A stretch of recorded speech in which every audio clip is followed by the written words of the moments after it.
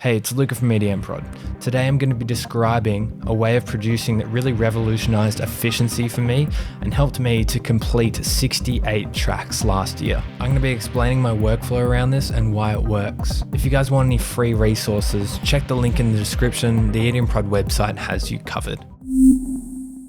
Okay, so I understand that everyone's workflow preferences are different, right? So for this to be most beneficial for you, it's best to take these techniques and apply them to what makes sense to how you best like to work. This whole concept stems from when I was in my early days learning production. Something I was commonly encountering I call the arrangement problem.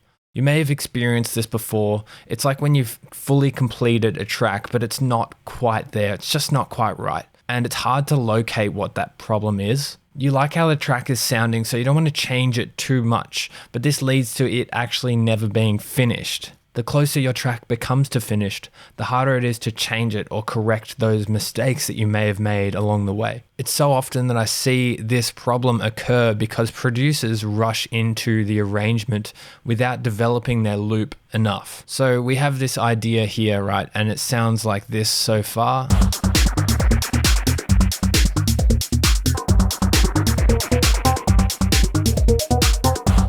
And so it's a nice little idea. I've just got some basic drums here and this organ bass line and this layer that I've created as well. And a lot of people at this stage would get this and let's like duplicate the whole thing maybe 4 times. And then I could like bring in this layer at this stage and maybe take a few kicks out here before it goes into it. And maybe I could like automate this thing to like come up slowly and this is how they do it, and then they make some adjustments and then they get to this stage and you're gonna have to make something else for the arrangement to continue, and you can like keep duplicating like this. But for me, when I was learning, I always got stuck. I always found myself like there was something that was missing, or I couldn't quite figure out what the track needed. And it was because I was rushing into this arrangement stage way too quickly. So how do we solve this problem? Well, I solve it by developing the loop further. So let's take a step back and go back into the loop stage and talk about this. So I actually like to keep developing my loop until I have enough content to arrange a full track with, start to finish. The first reason why is once you start arranging, you actually start to think of music in a different way. It becomes more of an analytical way of thinking rather than a creative way of thinking. Of course, there's still creativity that goes into the arrangement, but it's not the same as when you're producing. So I'm trying to separate those mind states as much as possible. When I'm in the flow of producing, I just want to keep going and I don't want to get distracted by the analytical way of thinking in the arrangement. If we have a more developed loop, we actually have a whole bunch more options in the arrangement as well. So here I've pulled up a different track which is a fully developed loop that I've turned into a track already. And you can see that I have all the ingredients ready to make a full track with. I've got all the drums I'll need in a full track. I've got all of the bass layers and all of the different synths and ambience and pads, and I've even got vocals and things for transitions as well. So everything's prepared and ready to go, and it makes the arrangement just so much quicker.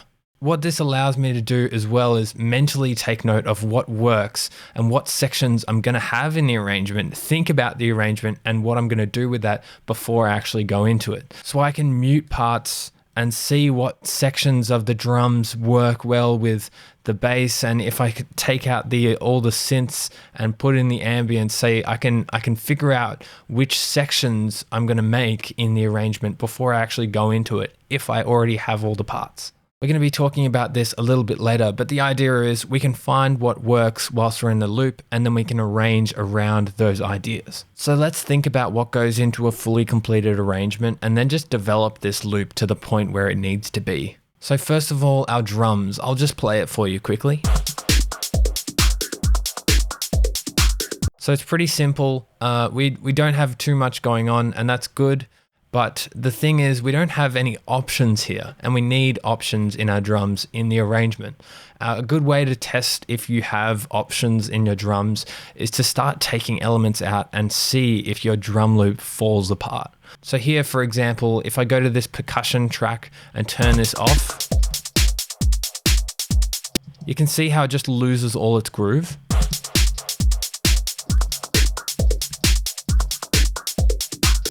And if I turn off this hi-hat,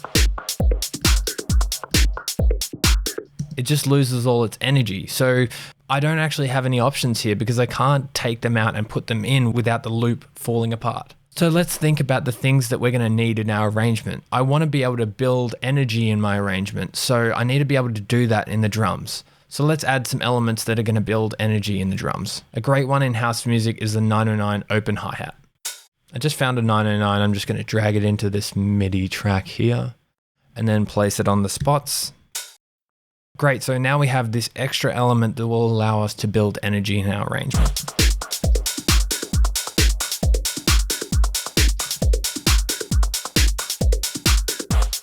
You see how it really lifts once that 909 hi-hat is in.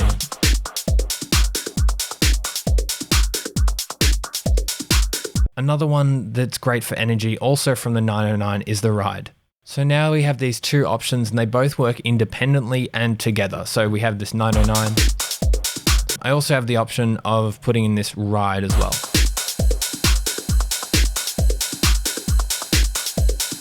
And that's great if I want to build energy in my arrangement. I think in this track as well, I want to be able to do a minimalistic section where I'm going to like take out a whole bunch of these hats and maybe just have the kick going and the bass. So obviously that's a little bit too dry right now. We actually have this effect as well, and that helps. But to pull off a minimalistic section like this, you need depth and texture, you need ambience and space. So I'm going to add a whole bunch more depth and texture to my drum loop, and it'll just make it a bit more interesting as well. Okay, so I'm just looking through an effects pack here, and I've just found a nice effect that I like. And I'm just going to maybe like manipulate it a little bit and put some delay on it, and that's all I'm going to do.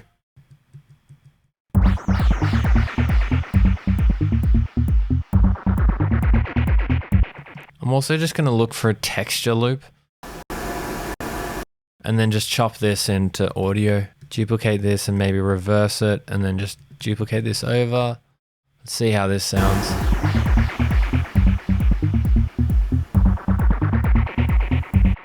I'm going to add a few more little elements that are sort of ringing out a bit longer, like a crash, and see how this one goes. So now with a few more ambient elements and textures in here, it makes the kick and the bass just playing together a little bit more palatable and a little bit more usable. Of course, we're going to touch up a few things in the bass and whatnot later, but it just takes that next step towards being really usable when we're arranging. So now I'm happy with the amount of drums that I have and the effects that I have so far for this loop. Let's think about where we're going to go in the arrangement. So it's important to have a strong idea to move towards in our arrangement. We need something that we can save for the second half of the track, right? This one here, I think, is a pretty good element to move towards, to save for the second half of the track. It's just a layer that I've made from this bass line. It sounds like this.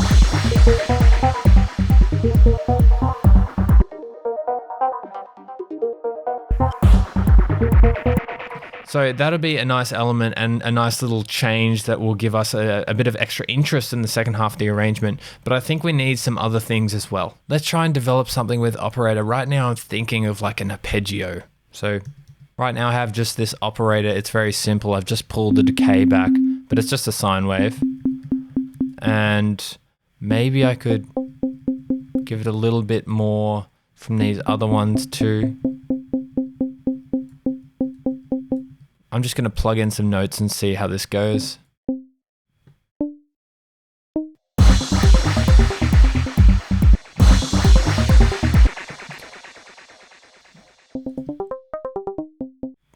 So I have this little idea here where I've just sort of trilled up and then gone back down. It's just a repeating one bar phrase. And I think I'm going to copy all of these notes and then paste them with Command C, Command V, and then Shift up an octave, and then I'm going to go to my little chants, my chants sliders down here, which is a Ableton 11 thing, and then sort of pull them down.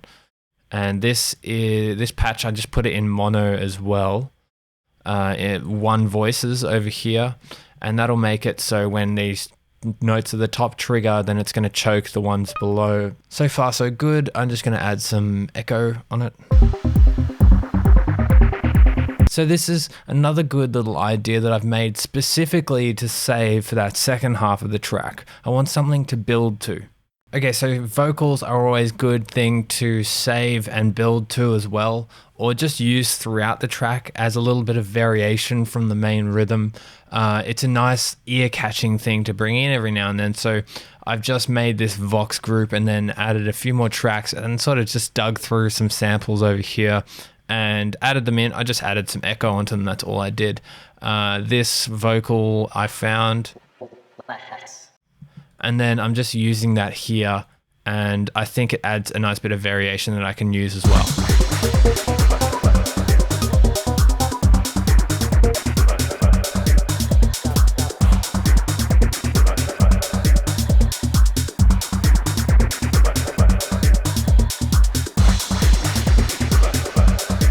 So now that's good because I think we have enough places to go with the arrangement now. I've got this drum sort of backbone here and this organ bass line. I'm just going to turn these effects off, and then I can sort of go to this layer. That adds a nice little bit of variation. I can also go to this arpeggio as well.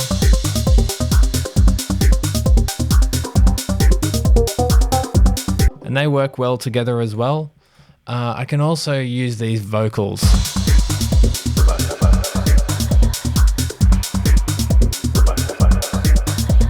And each one of these works in isolation and together as well. So now that I have a few ideas ready for the second half of the track, let's think about anything else that we might need. I also need something that's going to help me transition and maintain that forward momentum that I want in my arrangement. And so pads, things like pads and strings are great for this. So now I've got this pad in here, and I'm not going to go over what I've done here, but it's just a wavetable chord anthem pad preset. I've just made a few adjustments to it and then put in a chord. Sounds like this. So this would also be great in that sort of breakdown minimalistic section where I take out a whole bunch of the drums. So let's take out these hats and then put this pad in and see how it goes.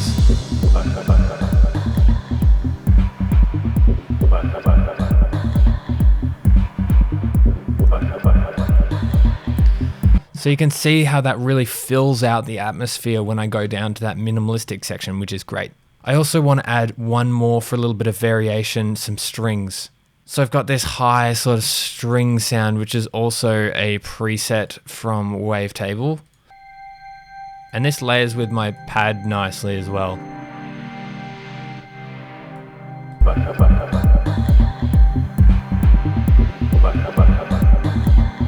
So now we have a nice amount of elements for a full track, and we can start thinking about what we're going to do in the arrangement. So first things first, you should have each element categorized and know what it provides for the track. This will make things so much easier. Now, I know that the open hi-hat provides energy. I know that the ride provides energy. I know that these perks here, they provide groove. I know that this effects here, that provides a nice amount of space. So I've already in my head categorized these elements because I've done this so many times. But go through your loop and put the drums on and solo things and trigger them on and off and figure out what each element is actually doing for your track. Categorizing the elements and not just the drums, all of them is really important to know what you need when you're arranging and quickly put that in.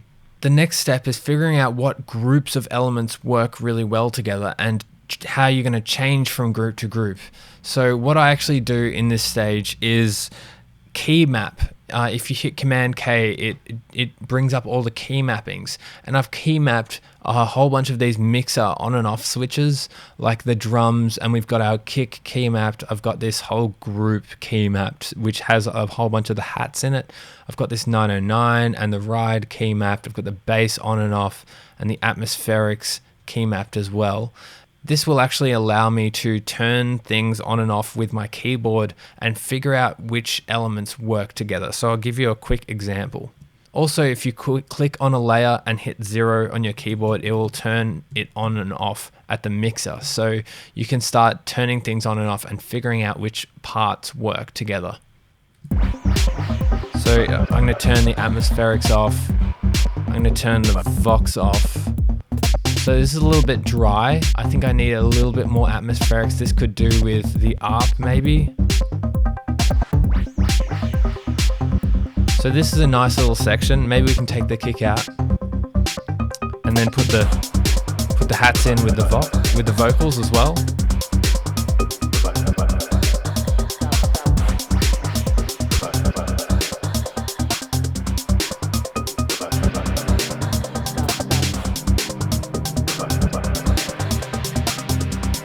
So I'm going to put the kick in and take this group out and see what happens. So I like that transition where I put the kick in and take out these hats, and I also put the pad in as well. So I think that works well because it sort of transitions down to like that breakdown period. And let's see about how we can go into this next drop, or maybe I can bring in this organ layer somehow. I've just taken the kick out. And now I'm bringing up the filter on the organ.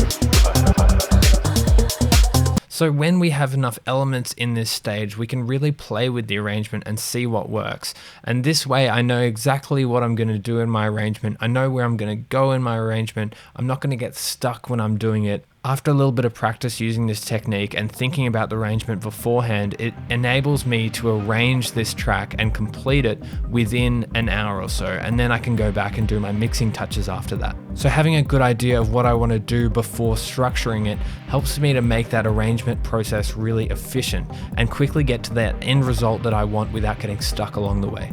Of course, you don't have to implement the exact same workflow techniques, and maybe you prefer to do things a little bit differently, which is okay. But I hope this helps you look at the arrangement phase in a slightly different light. So that's it for today. If you've enjoyed the video, remember to like and subscribe to the channel. Otherwise, thanks for hanging out, and I'll see you next time.